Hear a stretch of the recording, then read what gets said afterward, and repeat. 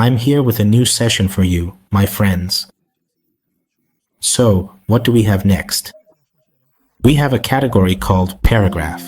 Well, try to remember, as we mentioned before, word calls a single word of word. A sentence is called a sentence. When you have several of them together, that's called a paragraph. Again, in the same way, we have page and document. So, this paragraph is just this much text.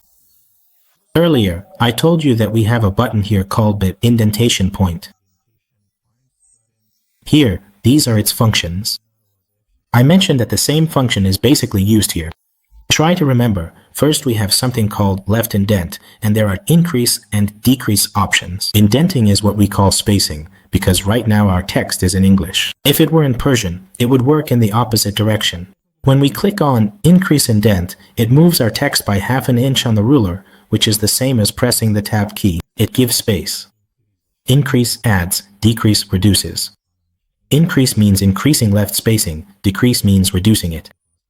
Because the text is in English, it works from the left side. If it were in Persian, it would work the other way around. The shortcut is tab. The tab key, once, twice, 3 times, 4 times, or if you press Ctrl, then we redo it and undo it. Besides that, we have something called bullets and numbering. For example, we might want to have a marker at the beginning of each paragraph or after every enter. Here, we can also choose to show numbers instead of markers, so that each similar paragraph is numbered. It can be 1, 2, 3 in English. Or it can be small or capital Latin letters, like A, B, C, or A, B, C. Or it can be the alphabet, like A, B, C. For example, it can be 1, 2, 3 in Latin, or 1, 2, 3, 4, 5, 6. Or we can choose other number formats from this font. This is called a shortcut. The shortcut also has another feature, which is that we can use different numbering systems. The shortcut is Ctrl plus Shift plus L, but if we press it twice, it turns into numbering. On the third press, it becomes lowercase abc, uppercase abc, lowercase Latin numbers, and uppercase Latin numbers. Again, the format of this font has changed. 1, 2, 3 in this system. 1, 2, 3 with a dot next to them. 1, 2, 3 in Chinese or Japanese, for example. It brings us different versions of 1, 2, 3 in our Persian alphabet, or even, for example, in the Latin, Roman, Hindi, Urdu alphabets.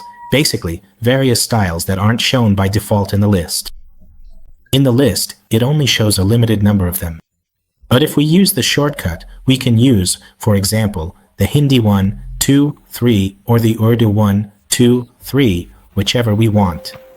So, after these bullets, what do we have? If we want, we can use these bullets through the shortcut, which was Ctrl plus Shift plus L. That was better. But we could also, for example, press Alt plus H and then press A again. From here, we can specify which shortcut. Well, for now, let's say none, meaning we don't want any. After this, we have something else called line spacing and paragraph spacing. Try to understand what line spacing is and what paragraph spacing is. We want there to be space between each line, and by default, it's 1.15. If we set it to 1, the spacing becomes less. The standard used to be 1.15 between each line. It could be 1.5 or 2. The space between lines increases, but the standard was a bit less. The second one is the space of 1 enter between each paragraph, whether we want that or not. If I turn this off, the 10-point space, that is, the 10-point gap between each paragraph, will disappear. That is, between each enter we have. If we say to keep it again, it will add it back. Its shortcut is Alt plus H. If you press it, again, PS is its shortcut. With just one click, you can select it. You also have alignment options for it. Right means our text starts from the right side. You can select it in Persian as well. Left means it starts from the left side, or center. Usually, center is considered for titles. For example, imagine this word has a tag like a title. Again, usually, they can select this option as center. But most of the time, titles are written in the center or start from the center. If the text is in Persian, for example, we can choose right alignment. If it's in English, we choose left alignment, but if it's a title, we can still decide where the title should be positioned. Overall, what do we have for left alignment? Ctrl plus L. And for right alignment, Ctrl+R. For left alignment, Ctrl+L. And for centering, Ctrl+E. We press the Control key. It creates a direct center alignment. And there's another thing here called justify.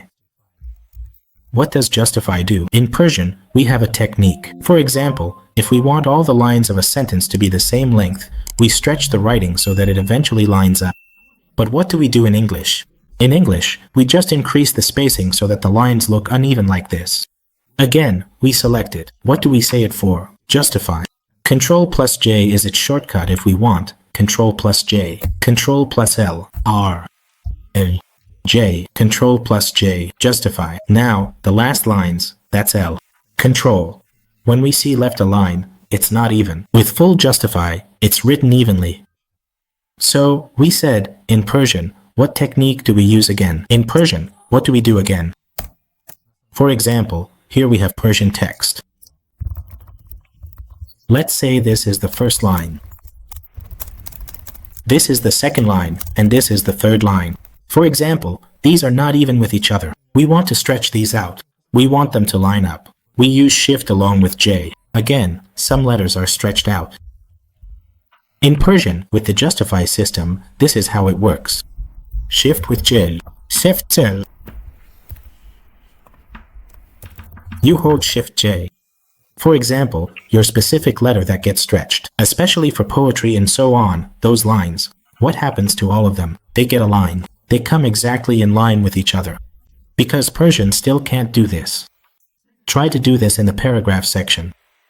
These same things we've been reading above, that's where its settings are. For example, we also read indentation. We can set it from the left side. Here, we can work based on degrees.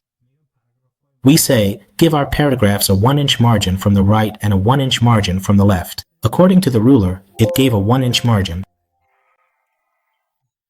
If we tell it not to, that we don't want a margin from the left or right, only the first lines, just the first lines, will have a 1-inch indent. The other lines will start from 0.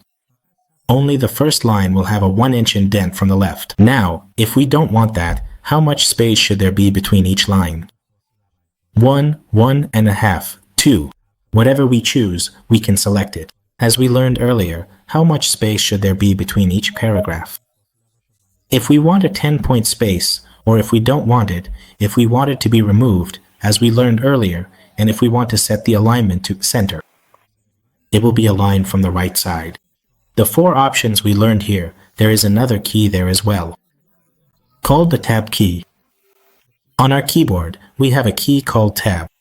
Before we start working, we had already explained this task to you at the beginning of the lessons.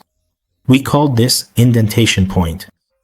With this indentation point, if the content moves to the left, what does it do to the entire text from the left side? It adds space, creates a gap, and if we select this point, only the hanging indent, only the following lines will be indented, without indenting the first lines. And if you drag this one at the top, it means the first lines will be indented from the left, without indenting the following lines. And this one on the right does the same thing. So, without doing it manually, we can use this point. Try to remember that both of them create space using the spacebar. A space is about the width of a dot.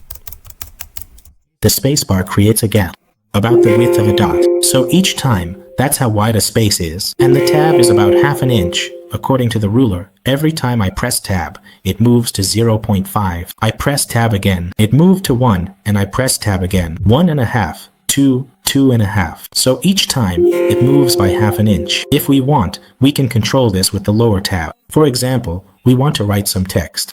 We want to write it in the form of tables. For example, this 1/2 inch later needs to give a 2-inch gap so that the class in Dubai can be written. Here, the fee can be written. We want the text to be written in the form of tables.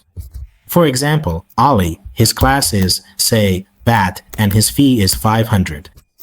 For example, half. Zia, class cat, fee is, for example, this much. See, this has made our work harder because we have to go from here to here each time. I had to press the tab key multiple times. Lines would get messed up and stuck.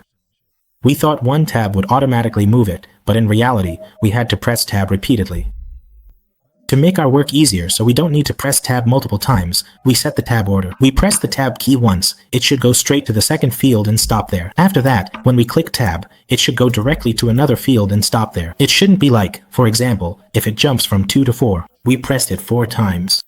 Now here, we go to the tab order section again and click on the tab. We tell it that this should be our first tab stop. The second one should be at 2 inches, the third at 4, and the fourth at 6. So, just as we wanted, we set these up. We click OK for this. Look, a marker appeared here.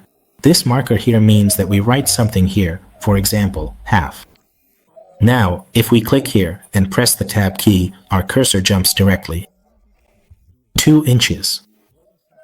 Again, if we press tab, our cursor jumps directly to the fourth, and after that, if we want, it jumps directly to the sixth. For example, we say here it should be written AJ. When we write Ahmad, we only press tab once. It goes to the DAT class, and again, we only press tab once. His age, for example, is 700 and something years, but we say it's 15 years. For the next person, Ali, we just click tab once. His class is 501, and he's 20 years old. This makes our work easier. There's no need to press tab multiple times. If we ever delete the text, those tab fields stay there. They remain as they are, because to delete them we have to come here. If we want to delete just one, we select it. We click clear, and if we want to delete all of them, we click clear all and confirm with OK. In the end, the tab field will be deleted. And finally, dear friends, I ask you that if you found the videos useful, please like the videos to support us and help the channel grow. Subscribe to the channel and see you in the next sessions. Goodbye.